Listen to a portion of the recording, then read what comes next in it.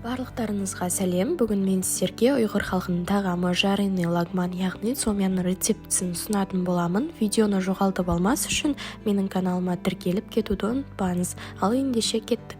Алдымен бір стақан салқын суға жұмыртқа және де тұзымызды сеуіп, жақсылап шанышқының көмегімен араластырып, қоспа дайындаймыз. Осы қоспаны ұнымызға кішкенеден құя отырып, жақсылап жұмсақ емес тығыз бір қамыр илейміз. Лагманның қамыры міндетті түрде тығыз болуы қажет, және де қамырымызды илеп болғаннан кейін салафанға салып 20 минутқа қалдырамыз. Керекті заттардың барлығын описание бөліміне міндетті түрде жазып қалдыратын боламын. Қамырымыз 20 минут тұрам дегенше біз етімізді дайындаймыз. Мен сиыр етін пайдаландым. Етімізді жақсылап жуып аламыз. Одан кейін міне дәл видеодағыдай жапырақ түрінде жіңішке етіп тураймыз. Етімізді маринаттау үшін крахмал, тұз және де соя соусын және де кішкене су құямыз. Осының барлығын жақсылап араластырып, холодильникке 1-2 сағат көлемінде қалдырамыз.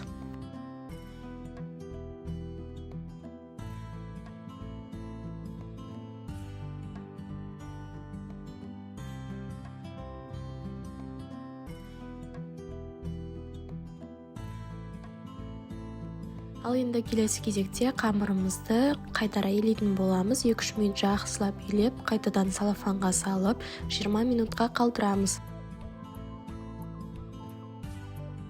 Келесі кезекте көкөністерімізді турайтын боламыз. Міне көріп тұрғандарыңыздай пекинский капустаның қатты жерін ғана алып қаламыз. Оны дәл видеодағыдай 4-5-те етіп тураймыз. Барлық көкөністерімізді дәл видеодағыдай үлкен 4-5-те етіп турап дайындап қоямыз. Пияз, аскөк және де чеснокты мен алдын ала турап дайындап қойдым. Енді біз қамырды жаюға кірісеміз. Қамырымызды оқтаудың көмегімен дөңгелете отырып жаямыз. Қалыңдығы 2 см көлемінде болуы қажет. Ал енді қамырымызды пышақтың көмегімен бірнеше бөлшектерге бөлетін боламыз. Дәл видеодағыдай. Кесіп дайындап қойған қамырымызды жағын міндетті түрде майлаймыз. Барлығын майлап болғаннан кейін салафанға салып, бетін жауып 20 минутқа тындырып қоямыз. 20 минут өткеннен кейін қамырымызды алып, әрқайсысын осылай дөңгелете отырып жгут жасаймыз. Жұқа қылып жібермеңіздер, және де осылай спираль түрінде жинақтаймыз. Біздің ыдысымыз міндетті түрде майланған болуы қажет, және де әр қамырдың үстіне міндетті түрде май жағамыз. Дәл осылай барлығын жинақтап алып, тағы да салафанға салып 20 минутқа қалдырамыз.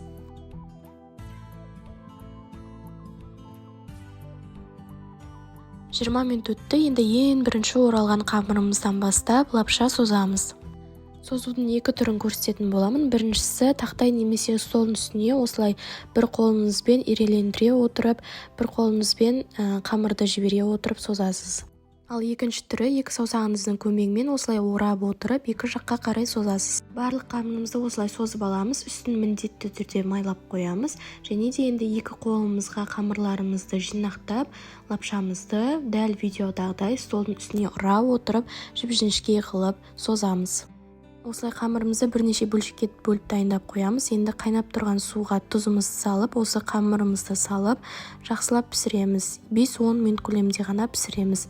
Су қайнай бастаған сәтте қамырымызды салқын суға түсіріп аламыз. Барлығын осылай пісіріп дайындап қоямыз.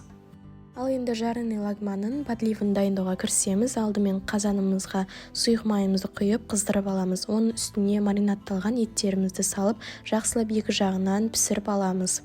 Қатты отта жақсылап қуырып алғаннан кейін бетін жауып, астын басып 10 минутқа қалдырамыз.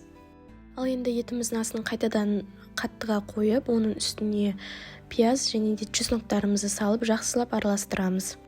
Араластырып болғаннан кейін үстіне 2 ас қасық томат салып, тағы да араластырамыз.